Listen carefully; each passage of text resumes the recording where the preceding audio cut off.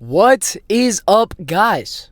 This is going to be my first YouTube video in a while, and my hand is invisible because of how fucking bright it is. I hope you guys are having a wonderful year so far. It is currently February 13th, Friday the 13th actually, so God bless, nothing's gonna go wrong with me today. But just to give you some updates, we're gonna be hitting a leg day today alone. We're still rehabbing our lower back because our lower back is injured. I have an MRI for it first Friday of March. I don't know what it is. I'm trying to stay positive. I'm assuming that it's something to do with like a bulging disc or something like that, because I'm trying not to think of hernia.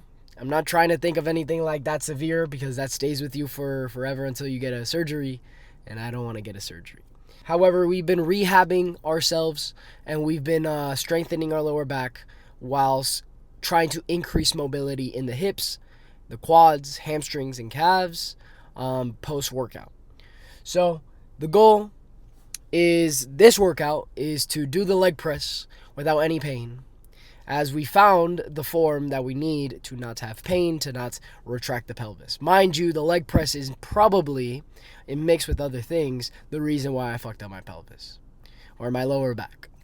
And it was my lower back getting injured was actually a symptom, not a cause. It was a symptom of very tight hip flexors. So if you take anything from this video, it should be that you should be optimizing your stretching routines and getting loose, and try not to always think about muscle, because at the end of the day, you do need to be mobile while having that muscle. I have this product that I bought. It's a new toy. Since I switched gyms, I'm no longer going to EOS for multiple reasons. It's too packed all the time. I would go at 5 in the morning, it'd be full parking lot. I'd go at 3 p.m., it'd be a full parking lot. I'd go at fucking midnight, and it'd be a full parking lot. So I switched to Amped here in Three Lakes. It is an awesome gym. I love the equipment, specifically for my injuries and stuff like that. It's great. So I'm actually able to use gym pins here. So I decided to buy a gym pin because, for example, quad extensions today, I'm going to have to use this. I don't know how heavy I'm going to go, but yeah. And I don't know if you can see it there. I'll probably reverse the image, but you can see that it has my handle, Costa Y Quim. By the way, Costa Y Quim is supposed to be Costa, you know what I mean.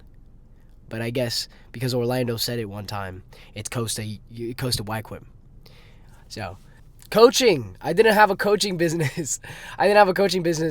In my previous video. My previous video was a few months ago. So, I mean, I've been coaching for the past almost a year now. I've been coaching for almost a year. I mean, the business is going very well. I'm very happy with the business side of things. I contracted an assistant coach. Kind of treating him like my business partner, because he's getting clients as well, and I'm getting clients as well. So, just my thoughts on it. He's an amazing guy. Good worker, good work ethic, good physique. We're trying to scale the business to about 1,000, 1.5 for right now is the goal. Obviously, later in time, later down the line, it would be optimal to try and reach for a good 5K a month, 10K a month business, obviously. But yeah. So let's go straight into the leg workout. I'm going to have some commentary, going to have some music, because it is 9:29 in the morning. So good shit. Let's get to it.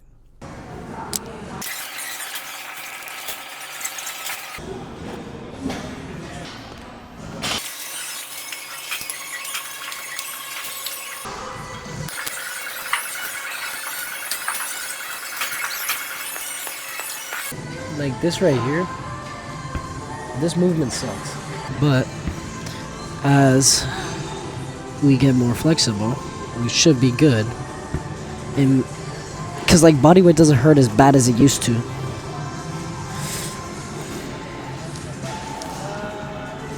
have to do some fucking yoga poses. I look like a dumbass.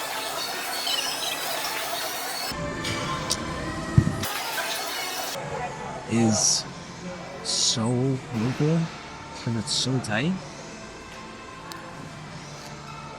But like, for example, it's not as bad on this side, which like most of the pain is aggravating on this side. Like this feels so good on my hip and my lower back. So I'll probably hold this position for like a good 30 seconds, like relaxing that area and like letting my body know that it's okay and that it's not like it's not dying, you know? I don't know how my mic sounds right now. I hope it doesn't sound like shit. Oh my fuck. I don't even know what that is. I think that's part of my glute. Cause like for example, like I'm not gonna feel it here. I don't feel that there. Something in that muscle group. And whenever I press down on it, I feel my glute. So I'm thinking that it's something in this area. Mind you, I haven't gone to the physical therapist for this. I already got one on my hamstrings. Yeah, I think my hamstring was good for the most part. Alright. Well now, we're on the adductor machine. It's supposed to work your adductors, guys.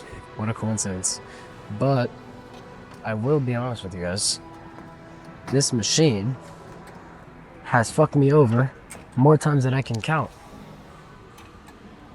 Right? So you gotta be very careful with this machine. The more that you focus on actually training the muscle group that you're trying to focus, the more that you're going to progress. If you are doing this machine and more than one muscle group is being flexed other than your adductors, you should probably lower the weight a little bit and see what you can do with just your adductors. The most common mistake I see this on is lateral raises. These people will instinctively bring up their traps. I had a mini tear on my adductor, on my groin, because of this exercise, beginning of last year. And then I've only been recently able to do it without any pain and actually being able to get stronger on it, which is a positive. So I think the last time that I did this, I did 150. So today's a big day because we're trying out the full stack. I haven't tried the full stack since a year and a half ago. So we're gonna warm up effectively. So let's do a good 60, 70 pounds. Oh, 6 7. So another thing, now that I'm here, is that active range of motion will be different from full range of motion. And I recommend that 9 times out of 10 you do your full range of motion. Sorry, not full range of motion, active range of motion. What do I mean by this? So I have an extra 2 pins, if I'm not mistaken, or an extra pin that I could go towards, right? But I'm gonna go towards that pin because that is my active range of motion. That is where I feel the most comfortable. Now I know that adductors machines, not like this one, will go way further back, which will inherently lift the pelvis and activate other muscle groups at the very bottom, which will then automatically take off tension or at least reduce the tension for the adductors, which is going to cause your adductors to spike in stimulus out of nowhere once you start pressing back in again. And this is obviously not ideal. You want to have tension on the muscle that you're trying to target at all. Unless it's a compound movement, which this is quite the opposite. As well as it being a small muscle. This is my active range of motion. As you can see, I can talk, and I can move around in this position without having much of any pain. However, if this adductor were to go any deeper, I wouldn't specifically choose that setting just because it has a stretch or just because it is better for adductors to have a bigger stretch. Obviously, you're going to have mobility in your adductors, but you shouldn't force it. Okay? Because some people's femur length is different from others, or calf length is different from others. So, and I'm also scared to press out of this position right here. So what I'm going to do is I'm going to press inside and then do my reps because I'm still able to get this depth. I'm just scared to do it at the very beginning because I'm trying to leverage my adductors when adductors have the best leverage around here or around here. That's where they're strongest. That's what leverage means.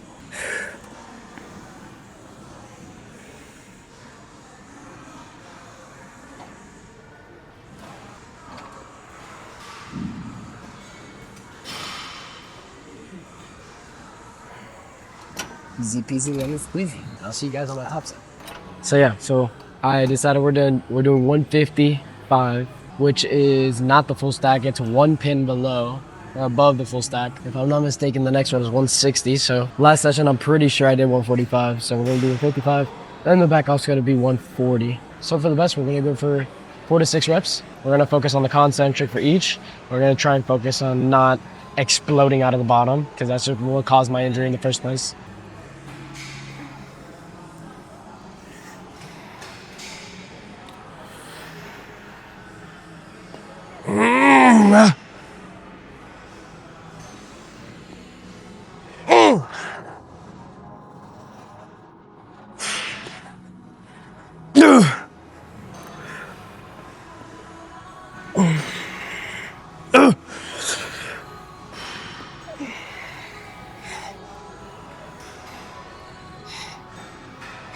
One more.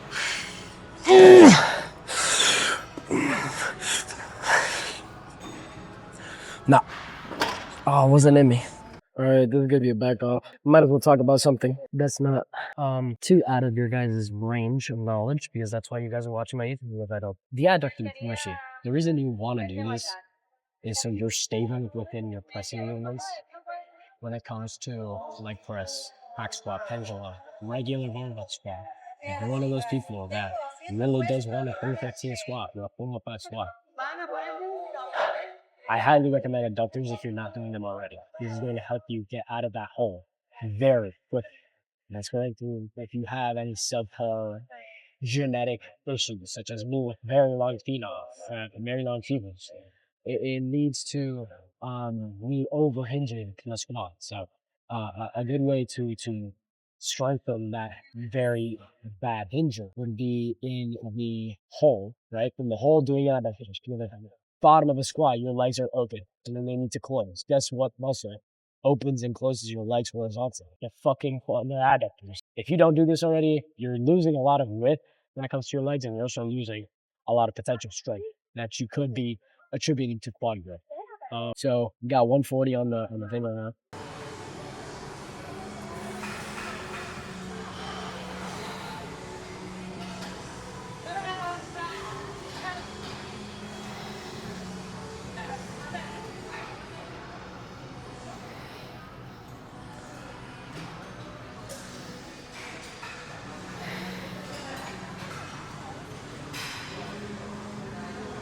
One more.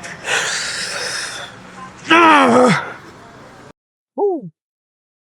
On to the next movement. So this is the first time I tried this machine, or this, whatever this is called. And I switched the mic. I don't know if you guys can hear me a little better, because I was going back and all I could hear is the fucking music from this gym, which is my one complaint, that the music is way too fucking loud. But I guess it's good for people that don't have headphones like myself. But yeah, so this is a 45 hinge.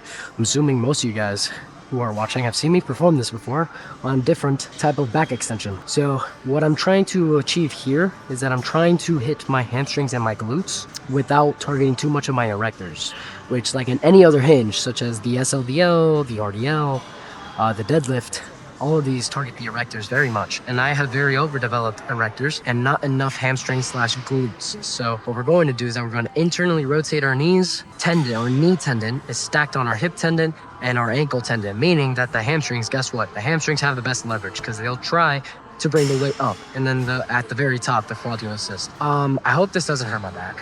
This is the first time I do this exercise. We're just gonna see what my pain tolerance is, and what my back pain tolerance is. If anything, I might just do this and do a drop set, which is crazy. I know. Drop sets in 2026. Internally rotate, and I have them out like this. All I gotta do is grab this. Kind of have to like flex the quads, I'm not gonna lie.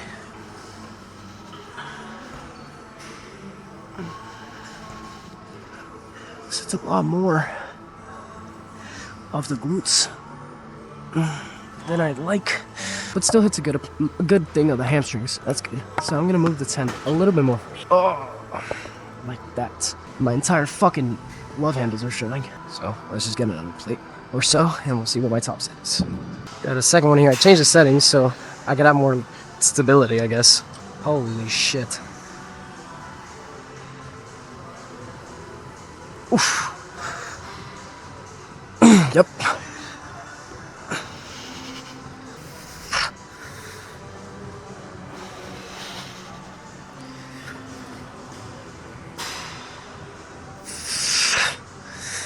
Oh. Yeah. Oh my god. Oh my god, my hamstrings.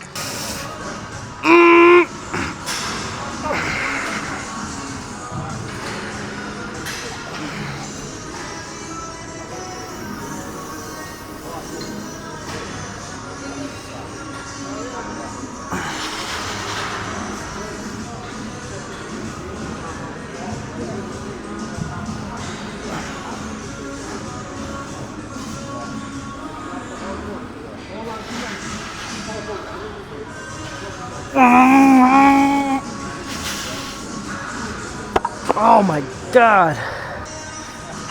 Okay, we got a slight intermission, but it's fine.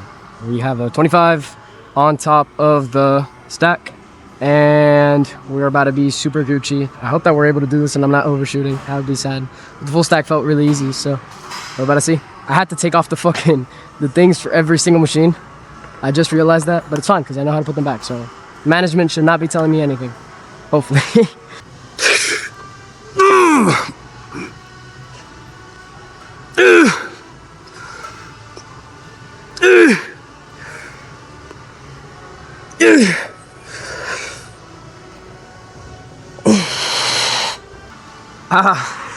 Holy shit, that felt so good. Okay, so now we gotta back off. All right, so we got a 10 plus the full stack. Let's see how many reps we get.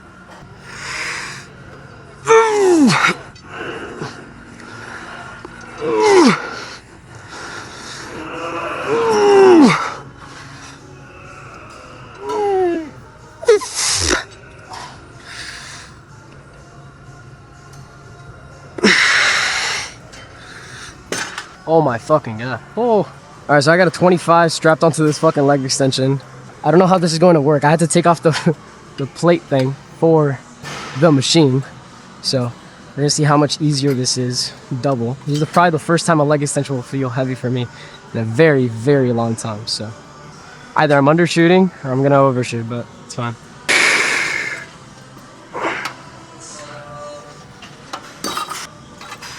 Va para arriba.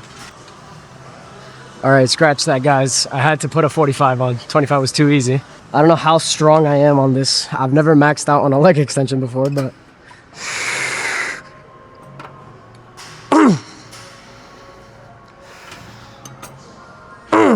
I think I could do 245s. I think I could do 245s. Alright, scratch that again. I had to put 245s on. Now I think we got a set of 4 on our hands. I gotta show off the quads.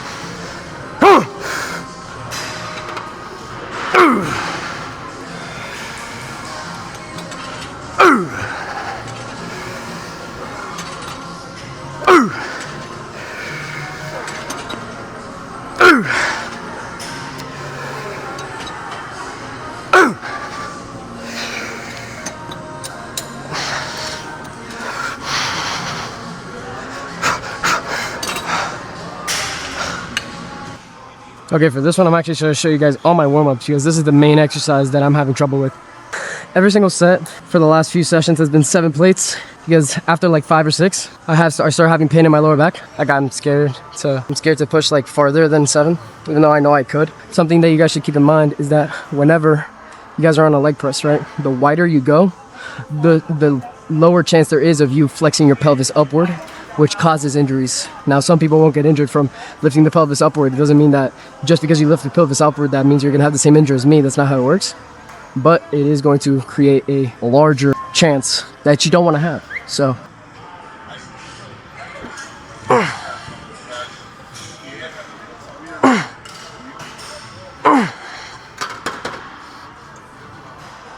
I think that was good. That felt good.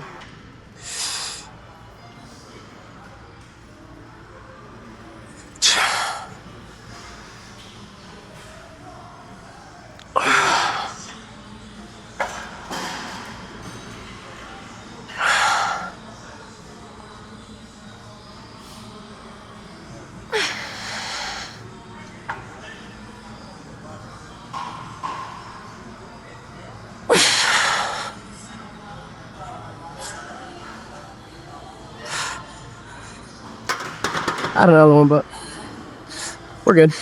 I don't want to push too far.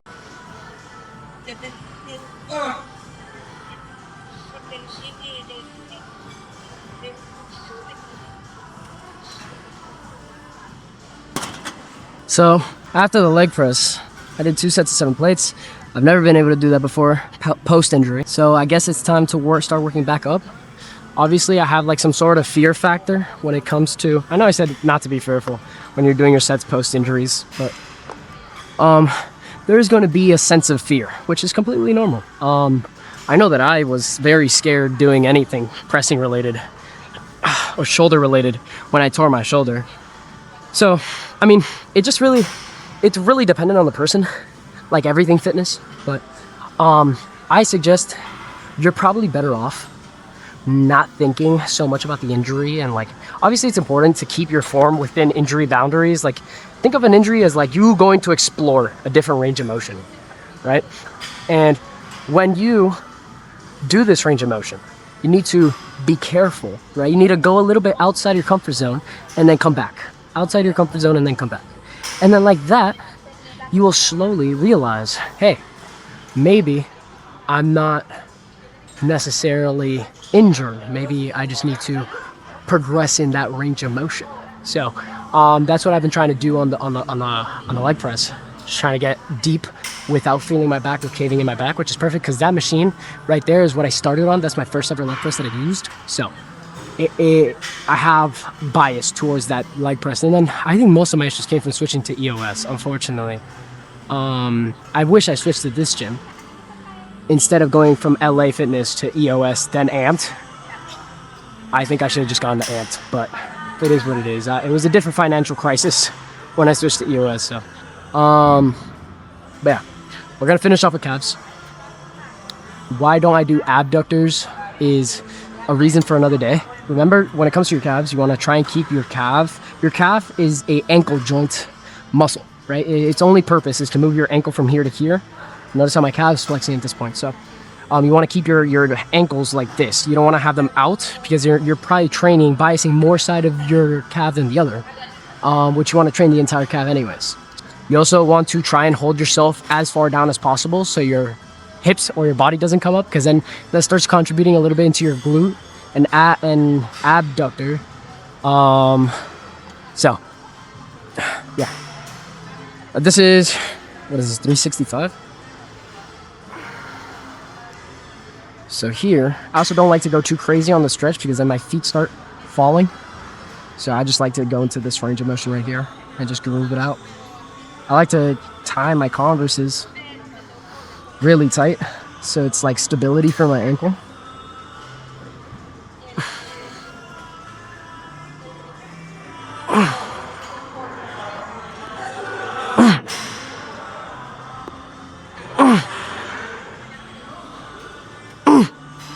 I might jimping this though. I might. No, I think the full stack's heavy enough. So I like to do 3 sets of calves. But yeah, the last thing that I want to talk about before this video ends, because obviously this is my last exercise and I do need to go to work. So I would say, man, it's so important to track your progress. Track your numbers, track everything. Tracking everything is honestly the best thing that you could do. The number one thing that I see with my clients is not tracking. That's the number one problem that I see with all my clients. Not tracking nutrition, not tracking workouts, not tracking their cardio, just winging it. And look, when it comes to fitness, you have to get into a sense of track. Accuracy is the game. You need to track your food. You need to track your sleep. You don't necessarily have to track your sleep, but you get my idea. Tracking is inevitably going to help you be accurate. And accurate is going to help you keep stability. And stability, that's going to fast track your progress rather than you just winging it, because it's basically you're trying to get somewhere without a GPS.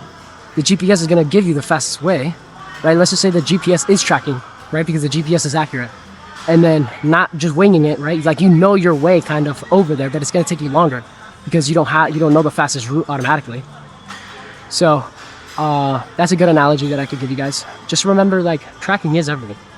Tracking is everything, and you just got to deal with it. If you don't want to track, then you shouldn't have fitness goals. You shouldn't have these things that you so desperately aspire. If you want to lose weight, guess what? You need to track your calories. If you want to gain weight, guess what? You need to track your calories. It's not just eating everything in sight. So if you want to progressively overload, build muscle, and have fast track progress like I am with my legs, because my legs have downsized, guess what? I'm tracking my leg sessions. Guess what? I'm doing these things because it's important. It's important to get stronger for you to build muscle. Stronger always equals more muscle. So yeah. So this is a full stack. Maybe next session I'll pin it. I don't know. Depending on how it feels. I need to do what, 6 reps?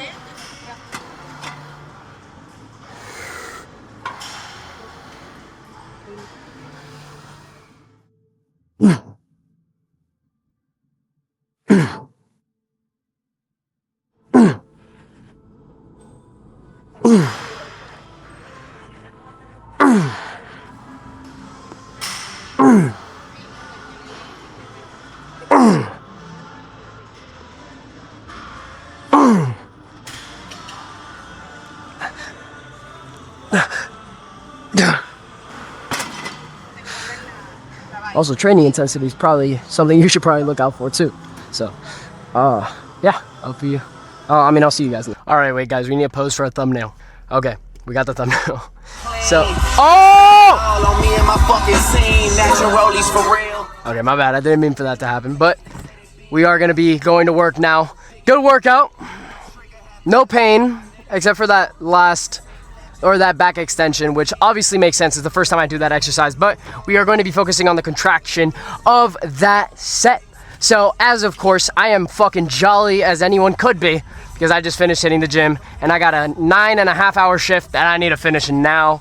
And then guess what? After that, I got a 45-minute cardio session. So you want to know what, guys? Anything that you do in your life, it is going to work out. If you put enough time, if you put enough effort, it will work out. So I hope you guys enjoyed the video. Oh my God, it's shaking. I hope you guys enjoyed the video and have a wonderful rest of your day, rest of your night, depending on where you guys are watching this, when you guys are watching this, how you guys are watching this. I don't know if you guys are chuds and you guys are gooning. See, I know lingo. But yeah, much love, guys. Bye.